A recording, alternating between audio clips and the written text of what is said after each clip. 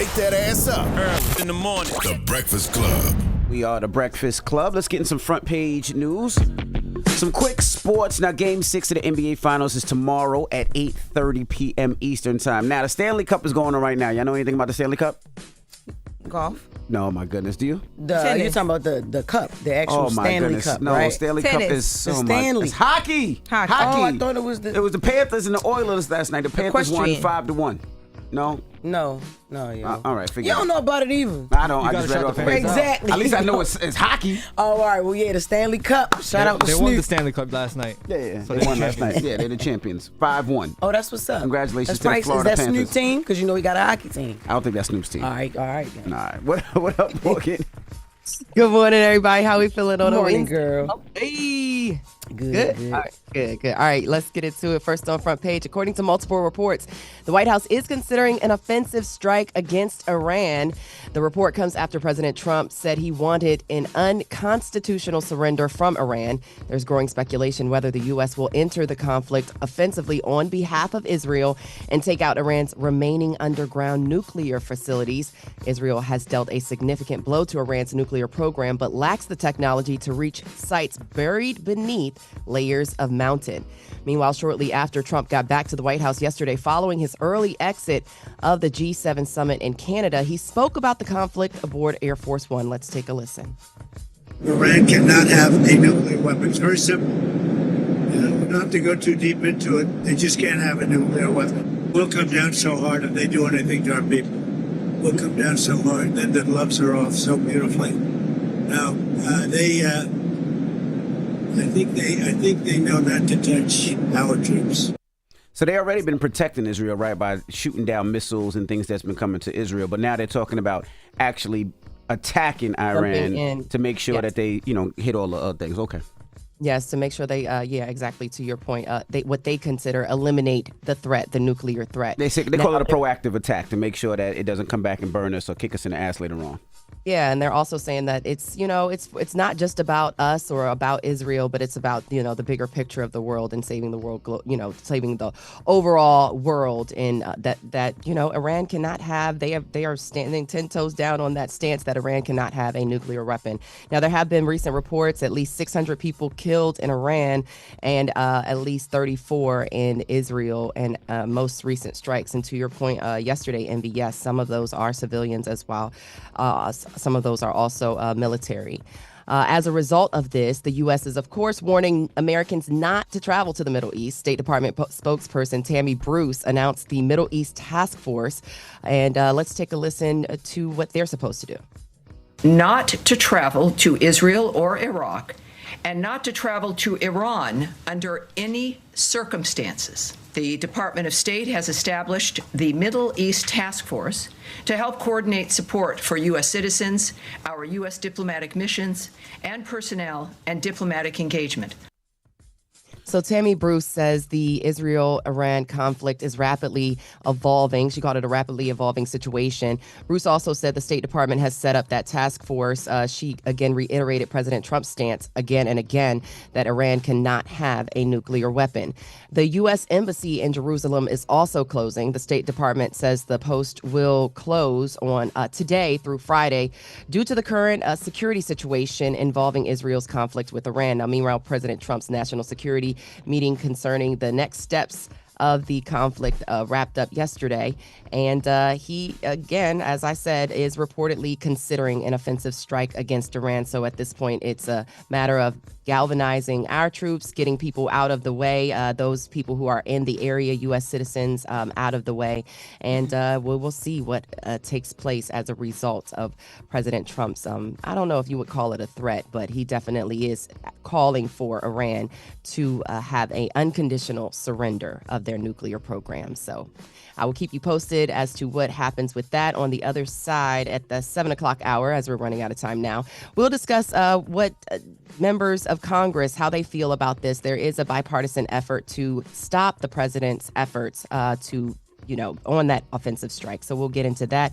And of course, we'll have some updates on what's happening with ICE on the home front. Now, do we know for a fact if they have nukes, or is this a guessing game?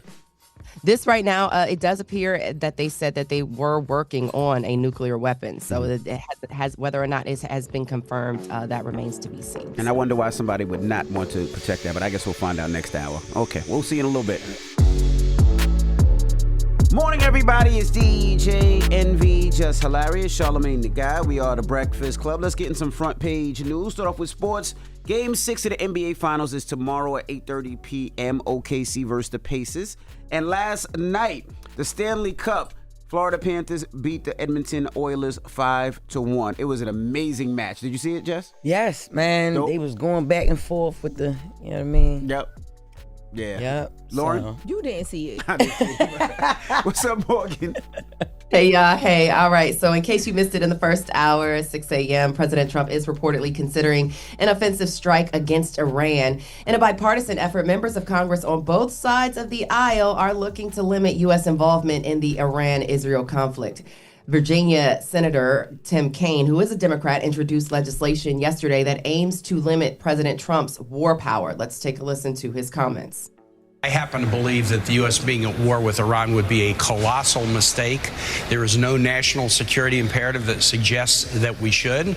I support aid to enable Israel to defend itself, but this need not be a U.S. war. Those who are urging us on apparently have forgotten the lessons of the 20 years of war in the Middle East that caused so much heartache and damage in the region, but also in Virginia and all American states. So this legislation would keep the president from being able to use military force in Iran without Congress authorizing it. I think it is important to note that the power to declare war is vested in Congress. The Constitution, specifically Article 1, Section 8, grants Congress the sole authority to declare war. While the president is the commander-in-chief of armed forces, they cannot declare war independently, so they will need the help of Congress. Meanwhile, Republican Congressman Thomas Massie announced his plans to introduce a bipartisan war powers resolution. In a post on X, Massie says this is not our war, but if it were, Congress must decide such matters according to our Constitution. Democratic Congresswoman Alexandria Ocasio-Cortez indicated that she would support the resolution by responding to Massie's post, saying, signing on. Now, switching gears back to the home front, here on the home front, New York City Comptroller and mayoral candidate Brad Lander. He was arrested for allegedly obstructing an immigration hearing. Lander was handcuffed at the immigration court in Lower Manhattan yesterday as he was observing hearings involving possible deportations, which he has done a few times. Now, the video of the arrest shows Lander being pushed against a wall and handcuffed. Let's take a listen to that incident. I'm not obstructing. I'm standing right here in the hallway. I asked to see the judicial warrant. You're arresting the By asking for a judicial warrant? You don't have the authority to arrest U.S. citizens asking for a judicial warrant.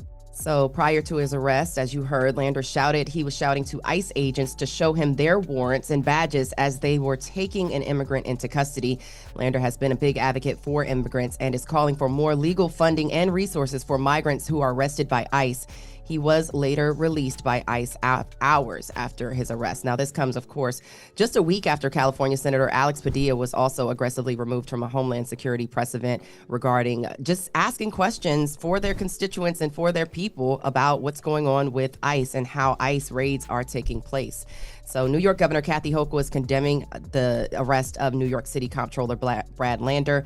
And she basically is saying, how dare they take an elected official who's been down there for weeks doing what he's been doing to escort people who are afraid to walk into the courthouse of the United States of America. So moving on, and San Diego Congressman Mike Levin is responding to the president's calls for more immigration enforcement in large U.S. cities. Of course, this comes as Trump's administration is reportedly reversing its decision to halt immigration raids on undocumented workers in agriculture, hotels, and restaurants. Let's take a listen to San Diego Congressman Mike Levin's comments on immigration.